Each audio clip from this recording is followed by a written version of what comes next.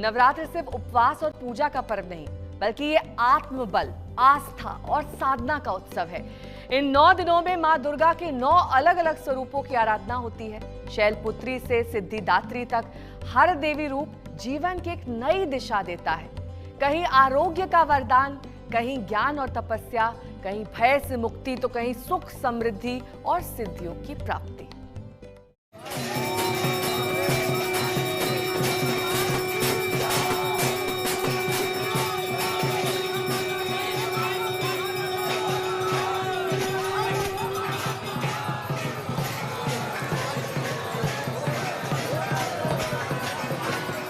परीक्षा में अच्छे नंबर आए और घर पे और बाकी संसार में भी सब हमेशा सुखी रहे, किसी को कोई परेशानी नहीं आए।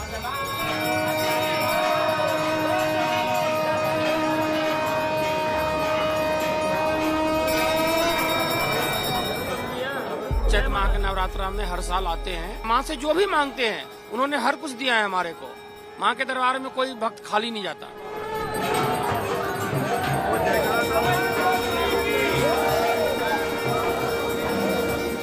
माँ का असीम कृपा है।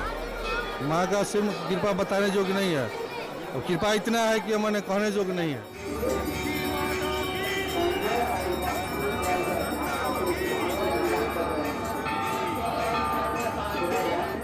खुशी है माता के दर्शन, बहुत खुशी है, बहुत अच्छी।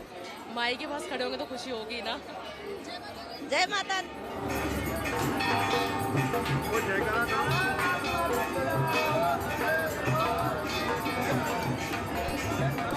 कुछ नहीं मांगती, माँ तो कहती है सदा हमारे साथ रहो।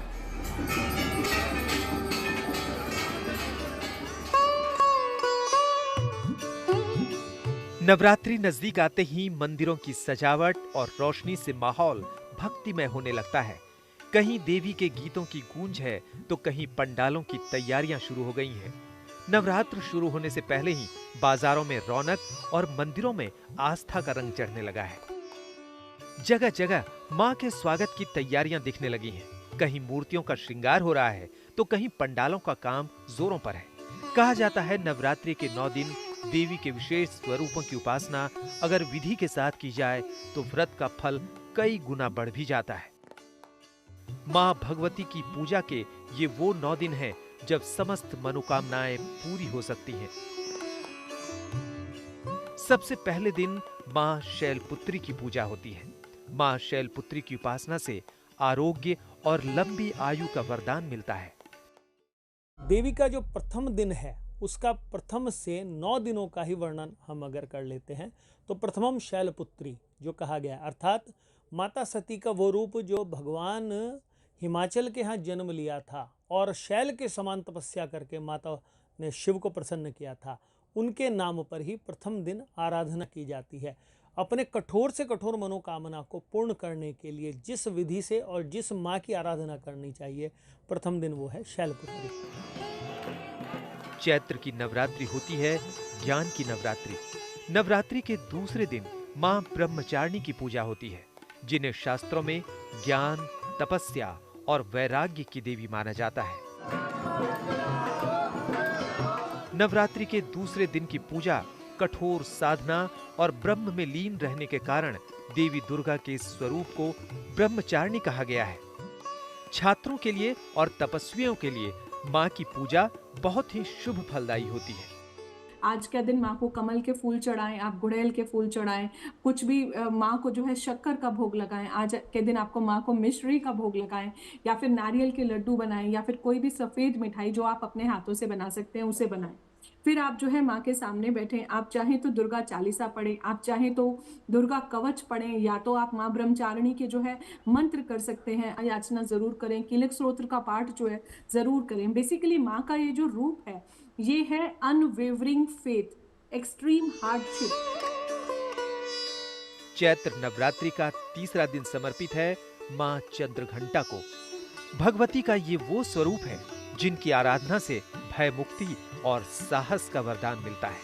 भगवती शुभ्रवर्णा है, शुभ्र वस्त्र को धारण करती हैं, तो इनकी सात्विक पूजा करनी चाहिए। मन में क्रोध, मन में अहंकार, मन में तृष्णा रख के इनकी पूजा अगर आप करेंगे तो भगवती आपको फल नहीं, क्योंकि भगवती बहुत मधुर भाषिणी हैं, हमेशा मीठा बोलती हैं। तो अगर आप पूजा इनकी कर रहे हैं, इनकी आराधना कर रहे हैं, तो मधुर बोलें, मधुर व्यवहार करें और समाज में ही मधुरता बनाए रखें, तभी इस देवी के पूजा का आपको पूर्ण फल प्राप्त होगा। देवी चंद्रघंटा की उपासना में मंत्रों का जाप विशेष लाभ देता है। ये देवी का तीसरा रूप है, जिनके माथे पर घंटे के आकार का चंद्रमा है, इसलिए इनका नाम चंद्रघंटा है। चंद्रघंटा देवी संतुष्टि की देवी मानी जाती है। आत्म कल्याण और शांति की तलाश जिसे हो, उसे मां चंद्रघंटा की आराधना करनी चाहिए।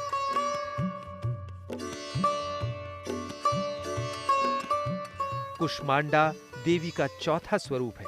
शास्त्रों के अनुसार देवी की मुस्कान से ब्रह्मांड की रचना हुई थी, इसी कारण इनका नाम कुष्मांडा पड़ा। ये देवी भय दूर करती है।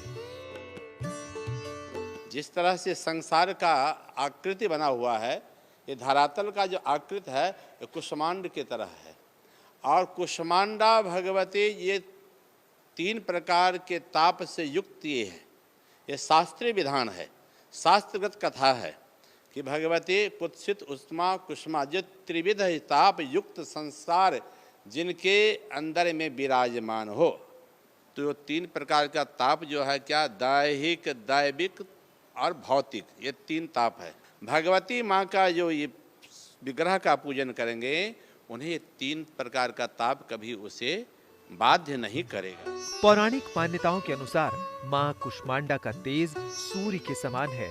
कहा जाता है कि मां कुष्मांडा जिस पर प्रसन्न हो जाती हैं, उसे यश, बल और रोगों से मुक्ति का आशीर्वाद देती है। ये अंधकारमय था, इसमें कुछ नहीं। भगवती माँ यह देख करके उन्हें अचंभा हुआ और उनके मुंह से स्मित हंसी निकली, और वो हंसी के प्रभाव से ये संसार देदीप्यमान हुआ, परंतु वो ताप गया नहीं, पृथ्वी में ताप रहा। तो वो ताप सभी माँ अपने अंदर में समेट करके अर्थात अपने अंदर रखी, और संसारी प्राणी को कहे कि आपने निर्भय होकर के संसार में विचरण करो। तो देहि सौभाग्य आरोग्यम देहि मे परमम सुखम रूपम देहि जयं देहि यशो देहि दिशो जहि। इस तरह से माँ से निवेदन करें तो माँ भगवती कुष्मांडा प्रसन्न होती है। ऐसा माना जाता है कि ब्रह्मांड की सभी वस्तुओं और प्राणियों में मौजूद तेज माता कुष्मांडा की ही छाया है। माता की 8 भुजाएं हैं, इसी वजह से उन्हें अष्टभुजा देवी के नाम से भी पुकारा जाता है। इनके 7 हाथों में कमंडल, धनुष, बाण, कमल पुष्प, अमृत कलश, चक्र और गदा है। 8वें हाथ में सभी सिद्धियों को देने वाली जपमाला होती है। मां कुष्मांडा की उपासना से भक्तों के पूरे परिवार को सुख और समृद्धि का वरदान मिलता है। नवरात्र सिर्फ एक धार्मिक आयोजन नहीं, बल्कि यह हमारी संस्कृति और समाज को भी जोड़ने का माध्यम है। स्कंद माता वो दैवीय शक्ति है जो व्यवहारिक ज्ञान को सामने लाती है, वो जो ज्ञान को कर्म में बदलती है। देवी स्कंद माता की उपासना उनके लिए बेहद कल्याणकारी है जो संतान सुख से वंचित हैं। शास्त्रों में इसके पीछे की कहानी ये है। एक वक्त जब राक्षसों ने देवलोक से लेकर पृथ्वी तक हाहाकार मचा दिया था, यहाँ तक कि असुरों की शक्ति के आगे देवराज इंद्र का सिंहासन भी डगमगाने लगा था। तब दुष्ट राक्षसों से स्वर्गलोक को बचाने के लिए जगत जननी ने स्कंद कुमार यानी कुमार कार्तिकेय को जन्म दिया था। कार्तिकेय ने बाद में देवताओं का सेनापति बनकर अपनी वीरता और पराक्रम के बल पर देवताओं को असुरों से मुक्ति दिलाई थी। भगवती का अनंत कहते हैं ना कि हमारे शास्त्रों में आया है, विंध्य क्षेत्रम समम क्षेत्रम नास्ति ब्रह्मांड गोलके और विंध्य क्षेत्रम परम दिव्यम पावनम मंगलप्रदम। इसके समान अनंतानंत कोटि में दूसरा कोई स्थान पूरे ब्रह्मांड में नहीं है। और यहाँ यह चैत्य का जो नवरात्र वासंतिक नवरात्र आया है, इसमें 9 दुर्गा की पूजा की जाती है। और 9 दुर्गा की पूजा करने से यह नवरात्र 9 दिनों का होता है, जो कि इस बार 8 दिन का यह नवरात्र पड़ रहा है और 8 दिन में 9 दुर्गा की पूजा होगी।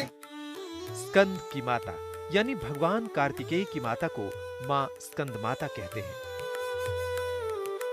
नवरात्रि के छठे दिन मां के छठे स्वरूप की आराधना होती है। अपने इस स्वरूप में देवी मां भक्तों को सभी मनोकामनाओं की पूर्ति का वरदान देती हैं। दुर्गा में भी जो है एक स्वरूप माता महाकाली का आता है और माँ महाकाली जो है वो कृष्ण वर्ण की हैं। उनके एक हाथ में भुजा है, दूसरे हाथ में जो है खप्पर है और नरमुंड माला है गले में, और एक ये उग्र स्वरूप जो है उनका माता का शक्ति का प्रकट होता है। परंतु माता बड़ी ही करुणामयी हैं और सभी को जो है अभय वरदान देने वाली, मोक्ष प्रदान करने वाली, और माता जो है काल और मृत्यु इन दोनों का जो है संनंद करने वाली हैं। पुराणों में लिखा है कि मां के अनन्य भक्त थे ऋषि कात्यायन। उनकी तपस्या से प्रसन्न होकर माता ने इनके घर पुत्री रूप में प्रकट होने का वरदान दिया। ऋषि कात्यायन की पुत्री होने के कारण देवी कात्यायनी कहलाई। नवरात्र का 7वां दिन महासप्तमी का पावन दिन होता है। मंदिरों में मां दुर्गा की पूजा अर्चना के लिए श्रद्धालुओं की भीड़ उमड़ती है। मंदिरों में आस्था का मेला लगता है। नवरात्र के 9 दिनों में महासप्तमी का दिन बेहद खास होता है। सप्तमी के दिन पंडालों में मां की पूजा की शुरुआत होती है। दुर्गा जी का 7वां स्वरूप मां कालरात्रि है। मां के कालरात्रि रूप को कलिका भी कहा जाता है। पुराणों के अनुसार मां कालरात्रि ने शुंभ निशुंभ और रक्तबीज नाम के दैत्यों का संहार किया था और हर युग में आसुरी शक्तियों के विनाश के लिए मां कालरात्रि का आगमन होता है। देवी दुर्गा का यह स्वरूप चित्त को निर्मल करने वाली है, सद्मार्ग की गति प्रदान करने वाली है। अष्टमी तिथि की देवी हैं मां महागौरी। मां महागौरी परम कल्याणकारी हैं। देवी के स्वरूप की पूरी मुद्रा बहुत शांत है। कहते हैं दुर्गाष्टमी के दिन गौरी मां की उपासना करने से सर्व कल्याण होता है। आदि शक्ति का वो अवतार है मां सिद्धिदात्री, जिनकी केवल साधना और उपासना करके सभी प्रकार की सिद्धियों की प्राप्ति की जा सकती है। सभी 9 देवियों का संयुक्त स्वरूप है मां सिद्धिदात्री। इसीलिए इनकी उपासना करने से सभी 9 देवियों के पूजन का फल मिल जाता है।